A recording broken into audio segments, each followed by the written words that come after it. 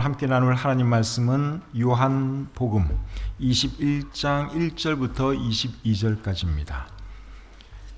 요한복음 21장 1절부터 22절까지인데 읽는 것은 다 안 읽고 부분적으로 두 군데 말씀만 보도록 하겠습니다. 먼저 1절부터 6절까지 말씀 제가 읽겠습니다. 그 후에 예수께서 디베랴 호수에서 또 제자들에게 자기를 나타내셨으니 나타내신 일은 이러하니라. 시몬 베드로와 디두모라 하는 토마와 갈릴리 가나 사람 나다나엘과 세베대의 아들들과 또 다른 제자 둘이 함께 있더니 시몬 베드로가 나는 물고기 잡으러 가노라 하니 그들이 우리도 함께 가겠다 하고 나가서 배에 올랐으나 그날 밤에 아무것도 잡지 못하였더니 날이 새어갈 때에 예수께서 바닷가에 서셨으나 제자들이 예수이신 줄 알지 못하는지라.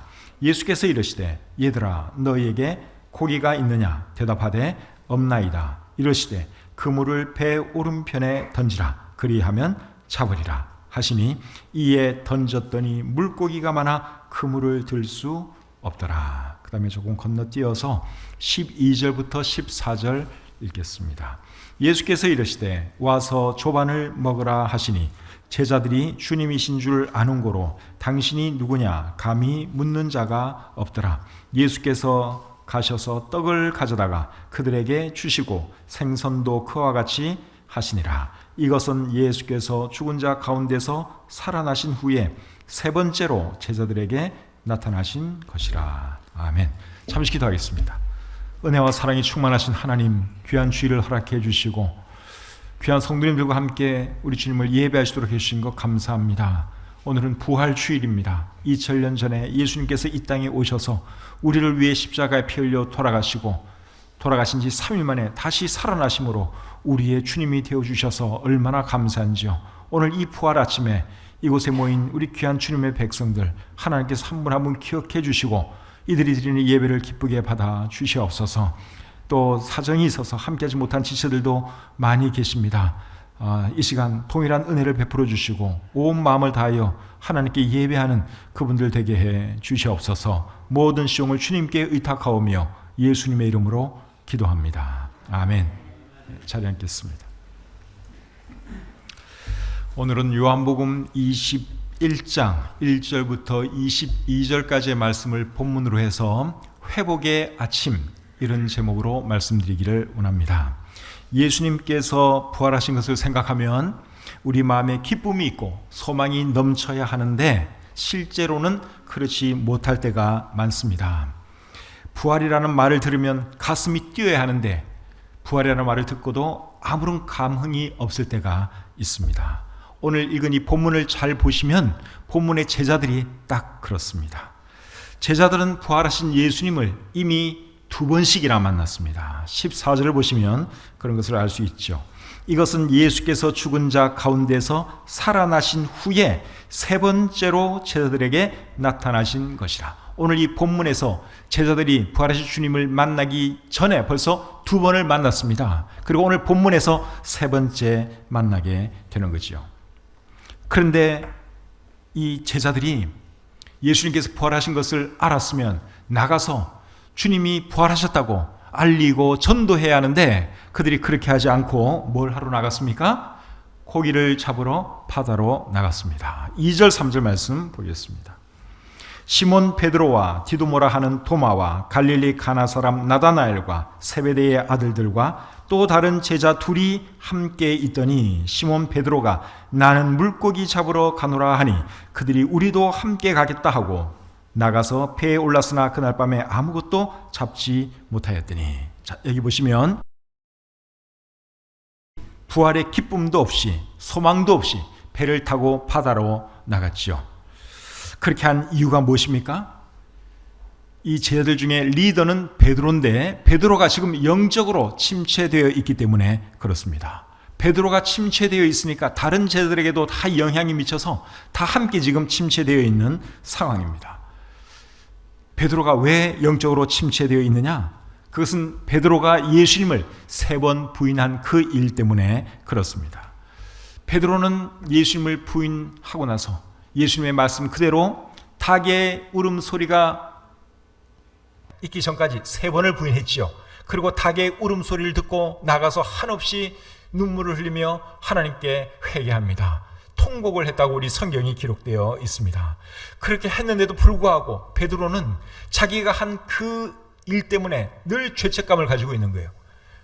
회개했는데도 불구하고, 정말 간절히 하나님께 용서해달라고 기도했는데도 불구하고 그 죄책감에서 벗어나지를 못하고 있습니다. 사역을 하기는 해야 하는데 사역할 용기가 나지를 않습니다. 그래서 그는 모든 것 다 포기하고 다시 옛날처럼 고기 잡으면서 살아야겠다, 그 생각을 하고 이제 제들과 함께 고기를 잡으러 바다로 나간 것이죠. 그런데 고기를 잡는다고 잡는데 한 마리도 고기를 잡지 못했습니다. 저는 오늘 이 본문에서 제자들이 고기 못 잡은 것이 참 다행이라고 생각이 듭니다. 이날 제자들이 고기를 많이 잡았다면 그들은 아마 다시는 사역하지 않고 계속 고기 잡으면서 살아갔을지도 모릅니다. 그리고 고기를 못 잡았기 때문에 오늘 이 본문의 제자들은 예수님의 그 음성도 들을 수 있었습니다. 자, 4절 5절 말씀 보겠습니다. 날이 새어갈 때에 예수께서 바닷가에 서셨으나 제자들이 예수이신 줄 알지 못하는지라. 예수께서 이르시되 얘들아 너희에게 고기가 있느냐? 대답하되 없나이다. 예수님께서 바닷가에 서서 이들을 불렀어요. 얘들아 너희에게 고기가 있느냐? 고기를 많이 잡았다면 이 음성 못 들었을 거예요. 고기 막 정리하고 끌어올리고 정신이 없었겠죠. 그런데 고기가 잡히지 않으니까 누군가가 자기네들에게 말을 거는데 그 음성이 선명하게 들려왔던 것이죠. 고기를 못 잡았기 때문에 그들이 예수님의 음성을 들을 수 있었던 것입니다. 그리고 그것이 그들에게는 복이었습니다. 사람들은 일이 뜻대로 잘 되는 것을 복이라고 생각합니다. 그런데 여러분, 항상 그런 것은 아닙니다. 오히려 일이 뜻대로 안 되는 것이 복일 때도 있습니다. 일이 잘 되면 하나님의 음성에 별로 관심이 없어요. 성경도 안 읽고 기도도 잘 안 합니다. 그런데 일이 잘 안 되고 그러면 뭔가 의지하고 싶은 마음이 생기고, 그럴 때 하나님께서 나에게 말씀을 해주시면 너무 선명하게 그 말씀이 잘 들려오거든요. 그래서 여러분, 복이 뭐냐? 뜻대로, 내 뜻대로 일이 잘 풀리는 것이 복이 아니라 내가 하나님의 음성을 들을 수 있다면 그것이 복인 줄 믿습니다.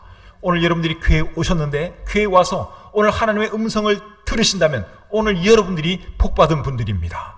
일이 잘 돼서 너무너무 일이 바빠서 지금 예배 드려야 될 시간에 예배 안 드리고 다른 데서 일을 한다든지 돈을 번다든지, 여러분 그게 순간적으로는 좋은 것처럼 보일 수 있지만 그게 진짜 복은 아닙니다. 오히려 차라리 일이 안 돼가지고 마음이 공고해서 하나님을 찾게 되고 하나님의 음성에 귀 기울이게 된다면 그것이야말로 참된 복인 줄 믿습니다.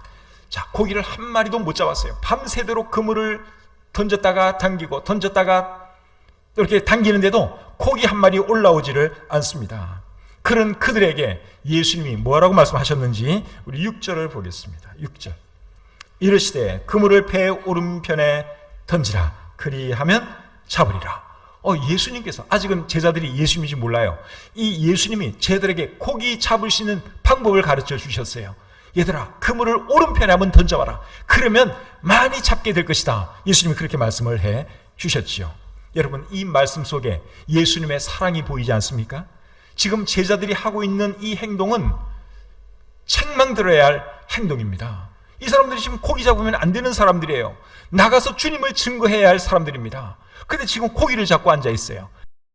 예수님이 이 사람들을 책망해야 하는데도 불구하고 예수님은 책망하지 않고 지금 고기 잡는 그들을 도와주고 계십니다. 잘못을 저지른 아이가 면목이 없어서 딴짓을 하고 있으면 엄마가 책망할 수도 있지만 책망하지 않고 오히려 딴짓하는 아이 옆에서 도와줄 수도 있습니다. 그러면 아이가 더 미안해지죠. 우리 엄마가 왜 이러시지? 지금 내가 잘못을 해서 엄마한테 혼나야 되는데 왜 엄마가 나를 혼 안 내지? 왜 나를 이렇게 도와주고 있지? 그러면서 아이가 생각하는 거예요. 내가 잘못했는데. 지금 예수님이 그 방법으로 제자들을 책망하고 계시는 것이죠. 그렇게 해서 그들이 잘못된 행동을 하고 있다는 것을 지금 알려주고 계시는 것입니다. 제자들이 그물을 배 오른편에 던졌습니다. 그때 어떤 일이 일어납니까? 자, 6절 하반절 말씀 보겠습니다. 6절 하반절. 이에 던졌더니 물고기가 많아 그물을 들 수 없더라. 놀라운 일이 일어났어요. 밤새도록 고기 한 마리 안 올라왔는데 누군가가 말씀해 주시는 그 말씀을 듣고 그물을 배 오른편에 던졌더니 수많은 고기가 올라왔습니다. 몇 마리 올라온 줄 아십니까? 11절에 보시니까 153마리가 올라왔어요. 11절 보겠습니다. 시몬 베드로가 올라가서 그물을 육지에 끌어올리니 가득히 찬 큰 물고기가 153마리라. 이같이 많으나 그물이 찢어지지 아니하더라. 한 번에 투망질을 해가지고 건져 올린 물고기 수가 큰 물고기 153마리라고 여기 기록되어 있습니다. 여러분, 모나미 볼펜에 보시면은 그 볼펜 지금 저 같은 경우는 꽤 안 쓴 지가 오래됐는데 옛날에 많이 쓰던 그 모나미 볼펜에 보시면 153이라는 숫자가 적혀 있습니다. 보신 적 있으시죠? 예, 그 153이 여기서 나온 거예요. 여기서 153마리. 그 사장님이 믿는 분이었고 이제 이 말씀을 읽다가 아이디어를 얻어가지고 그렇지, 여기다가 상징적으로 이 숫자를 써놓자. 그렇게 해서 모나미 볼펜에 153이라는 숫자가 들어가게 되었습니다. 이때 여러분, 이 제자들의 기분이 어땠을까요? 수많은 고기가 그물 안에 들어왔어요. 지금 이제 무겁게 올리고 있습니다. 그때 제자들의 기분이 어땠을 것 같습니까?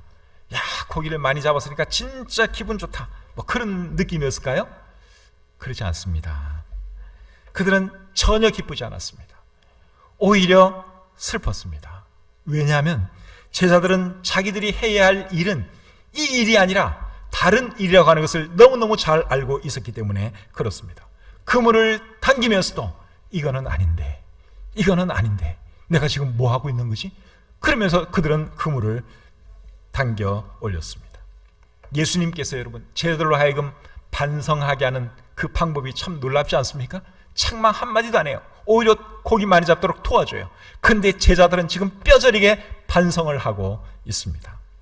9절 10절 말씀 계속 보겠습니다. 9절 10절. 육지에 올라보니 숯불이 있는데 그 위에 생선이 놓였고 떡도 있더라. 예수께서 이르시되 지금 잡은 생선을 좀 가져오라 하시니, 육지에 올라와 보니까 예수님께서 숯불을 켜놓고 그 위에 고기와 그리고 떡을 굽고 있었습니다. 제자들 먹여주려고 지금 아침 식사를 준비하고 있습니다. 그런데 제자들이 그 불 가까이 오니까 예수님이 뭐라 그러셨어요? 지금 잡은 고기도 좀 가져오너라, 그렇게 말씀을 하십니다.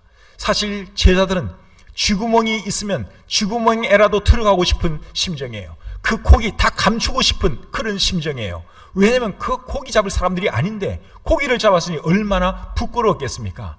그런데 예수님은 그 고기 가져오라는 거예요. 왜 그렇게 하신 줄 아십니까? 무안해하지 말라고, 미안해하지 말라고.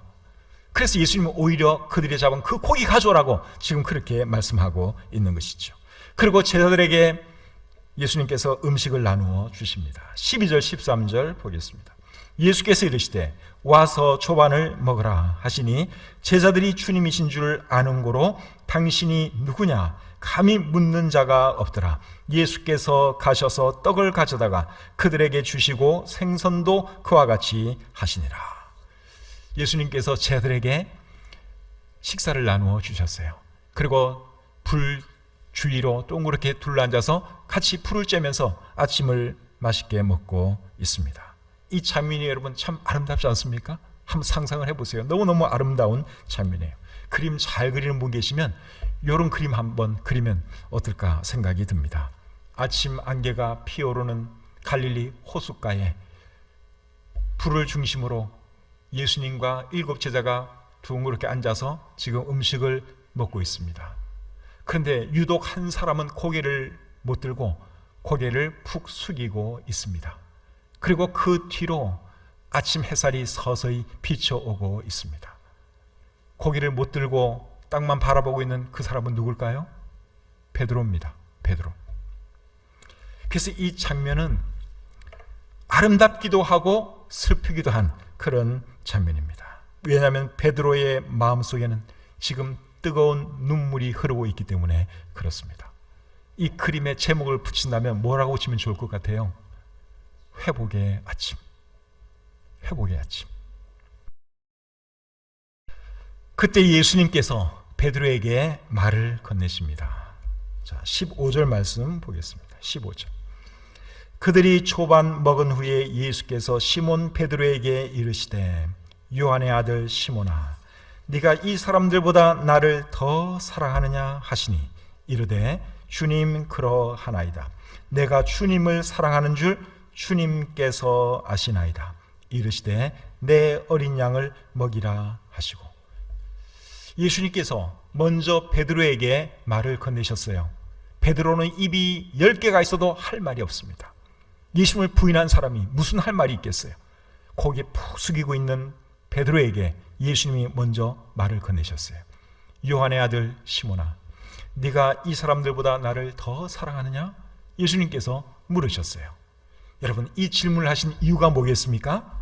영적으로 침체되어 있는 베드로를 회복시켜 주시기 위해서 예수님이 이 질문을 하신 것이죠. 예수님의 질문에 베드로가 기어들어가는 목소리로 대답을 합니다. 주님, 그렇습니다. 내가 주님을 사랑하는 줄을 주님께서 아십니다. 사실 여러분 베드로는 누구보다도 주님을 더 많이 사랑한 사람이에요. 오늘 본문에도 그런 것이 나타나는데 7절 말씀을 한번 보겠습니다.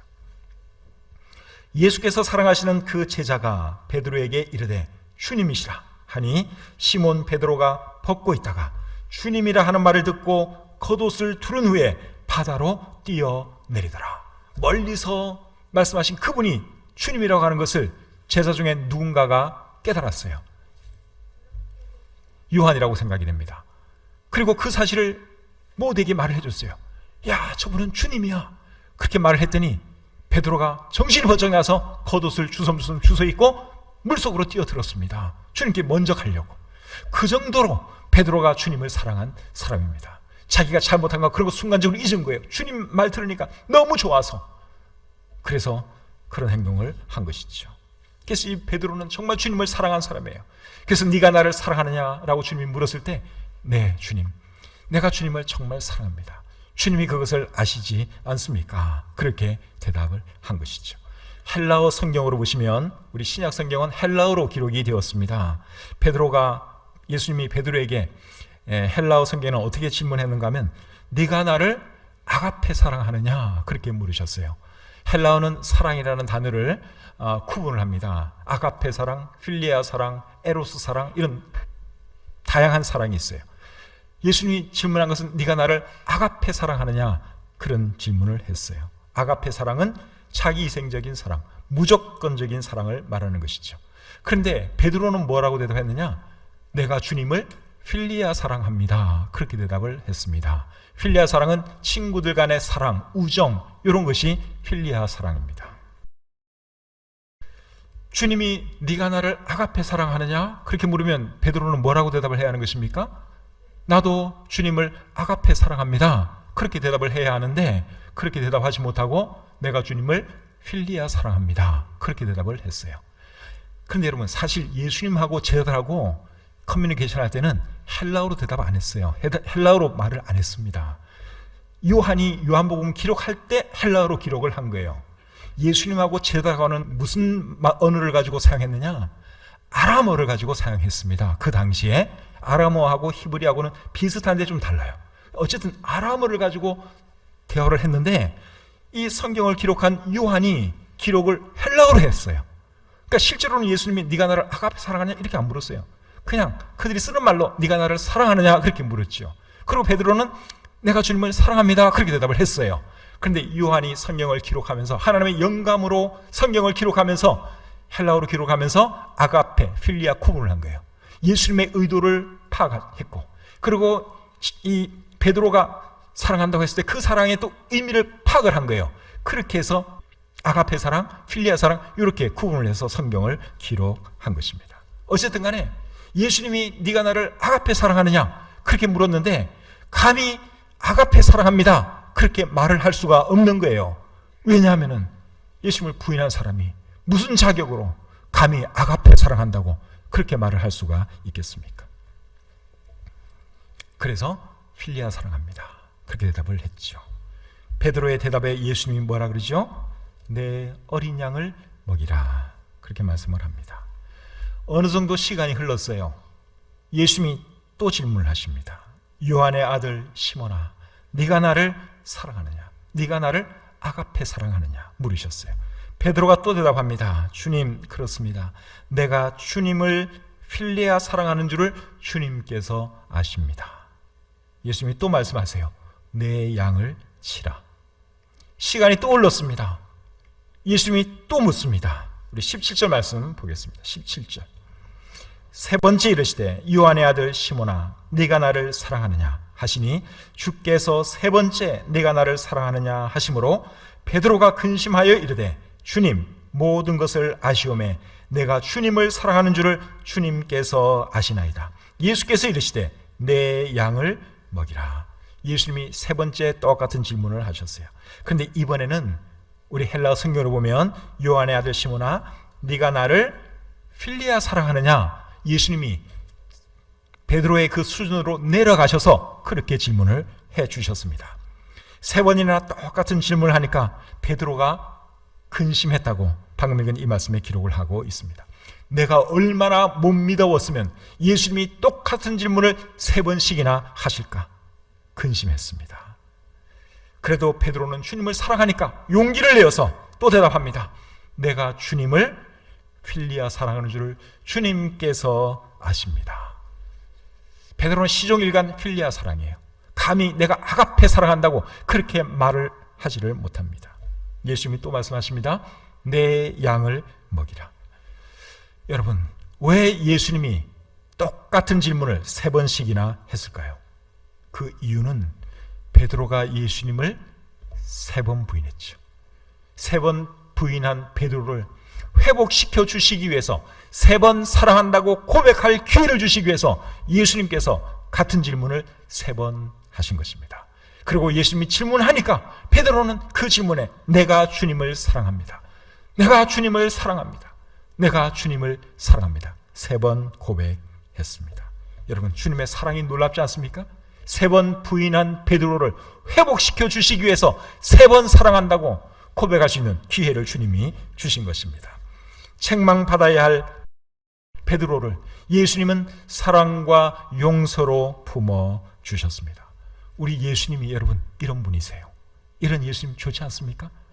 못한다고 책망하고 죄지었다고 막 책망하고, 우리 주님이 그런 분이 아니세요. 사랑으로 덮어주시고 용납해 주시고 이해해 주시는 분이 우리 주님이십니다. 이 대화가 있고 난 뒤에 예수님이 이제 이런 말씀을 하십니다. 자, 18절 보겠습니다. 18절. 내가 진실로 진실로 내게 이르노니 네가 젊어서는 스스로 띠띠고 원하는 곳으로 다녔거니와 늙어서는 내 팔을 벌리리니 남이 내게 띠띠우고 원하지 아니하는 곳으로 데려가리라. 예수님이 알듯 말듯한 어떤 이상한 말씀을 하셨어요. 이 말씀의 의미는 그 다음 절에 나옵니다. 19절 보겠습니다. 이 말씀을 하심은 베드로가 어떠한 죽음으로 하나님께 영광을 돌릴 것을 가리키심이라. 베드로가 어떤 죽음을 맞게 될 것인지 예수님께서 말씀을 해 주신 것입니다. 18절에 보면 늙어서는 내 팔을 벌릴 것이다 이렇게 말을 했는데, 여러분, 팔 벌리고 죽는 죽음이 어떤 죽음이 있을까요? 십자가형. 그래서 베드로는 십자가에 거꾸로 달려 죽었습니다. 베드로가 순교당할 것을 왜 예수님은 미리 알려주셨을까요? 그것도 마찬가지예요. 베드로를 회복시켜 주기 위해서 미리 네가 나를 위해서 순교할 것이다. 예수님이 그렇게 알려주신 것입니다. 베드로는 아직도 죄책감에 시달리고 있어요. 내가 주님을 세 번 부인했는데, 내 동료들이 다 알고 있는데 내가 무슨 체면으로 무슨 염치로 내가 주님의 일을 할 수 있단 말인가. 그래서 그런 마음을 아시고 베드로에게 이런 말씀을 해주신 거예요. 네가 나를 세 번 부인했지만 너무 낙심하지 말아라. 네가 결국 나를 위해서 한 목숨 바치게 될 것이니까. 그런 말이에요. 베드로를 이렇게 세워주는 거죠. 격려해 주신 것입니다. 그리고 나서 또 어떤 말씀을 하시는가 하면 19절 하반절을 보겠습니다. 이 말씀을 하시고 베드로에게 이르시되 나를 따르라 하시니. 나를 따르라 하는 이 말은 예수님이 베드로를 제일 먼저 부르셨을 때 하신 말씀이죠. 베드로와 베드로의 형제 안드레가 열심히 고기를 잡고 있을 때 두 형제를 보시고 예수님이 뭐라 그러십니까? 나를 따라오너라. 내가 너희로 사람 낳는 어부가 되게 하리라. 그러면서 불러주셨어요. 근데 똑같은 말씀을 또 하십니다. 나를 따르라. 나를 따르라. 이 말씀을 하시는 의도가 뭐겠습니까? 우리 다시 새롭게 시작하자, 그 말입니다. 다시 너 잘못한 거 다 잊어버리고 이제 오늘부터 우리 다시 새롭게 시작하는 거야. 그런 의도로 나를 따르라. 예수님이 그렇게 말씀을 해 주셨어요. 예수님과의 이 만남을 통해서 베드로는 완전히 회복되었습니다. 베드로가 회복된 것을 어떻게 알 수 있느냐? 그 다음에 베드로가 보이는 반응을 보면 우리가 알 수 있습니다. 20절부터 22절 보겠습니다.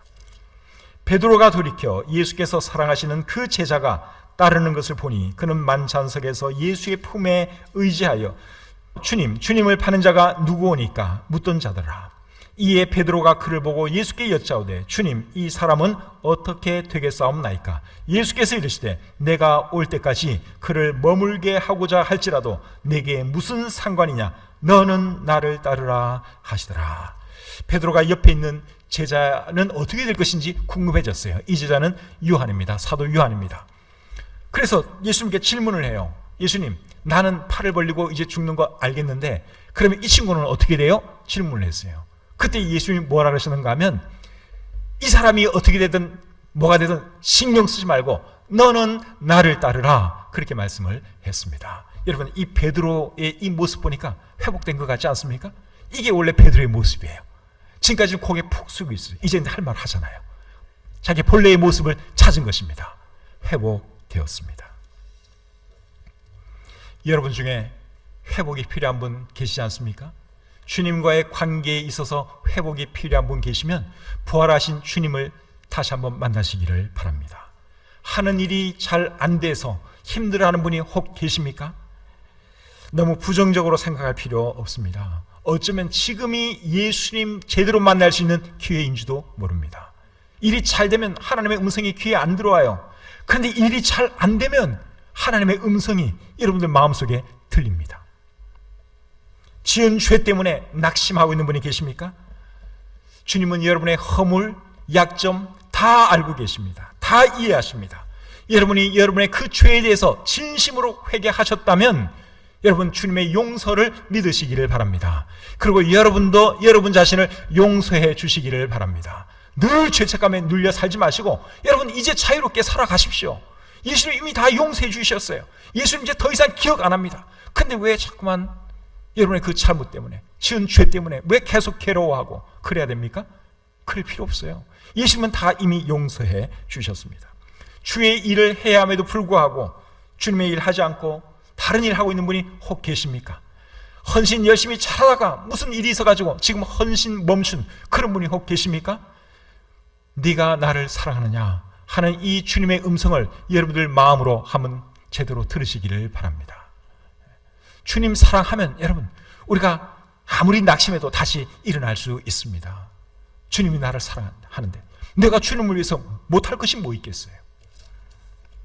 우리 주님은 지금도 살아계시고 지금도 우리를 사랑하고 계십니다. 우리 주님은 어떤 주님이시냐? 용서의 주님이세요.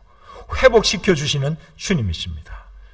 그 주님을 오늘 이 부활하신 주일에 다시 한번 뜨겁게 만나는 저와 여러분들이 될 수 있기를 바랍니다. 그리고 여러분 중에 아직 주님 알지 못하는 분이 계시면 부활의 주님을 믿으십시오. 우리 주님은 정말 부활하셨습니다. 지금도 살아계십니다. 예수님이 영접하고 구원받을 때 부활의 소망 가지고 살아갈 수 있습니다. 여러분들 삶 가운데, 여러분의 가정에, 여러분들 일터 위에 부활하신 우리 주님의 기쁨과 부활의 소망이 충만하시기를 우리 주님의 이름으로 축복합니다. 하나님 아버지 감사합니다. 부족한 종이 하나님 말씀 전했습니다. 우리 중에 회복이 필요한 분 계시면 오늘 이 말씀이 그들에게 또 회복하는 그러한 계기가 되게 해 주시옵소서. 우리가 잘못할 때도 많고 죄 지을 때도 있고 또 주님을 멀리 떠날 때도 있습니다. 생활 가운데 주님을 부인할 때도 많습니다. 하나님 우리의 허물을 용서해 주시고 회복이 필요한 분들 계시면 오늘 이 아침에 우리가 다시 주님과의 관계를 바로 회복하고 기쁨으로 이 자리를 떠날 수 있도록 도와주시옵소서. 주신 말씀 감사하오며 예수님의 이름으로 기도드립니다. 아멘.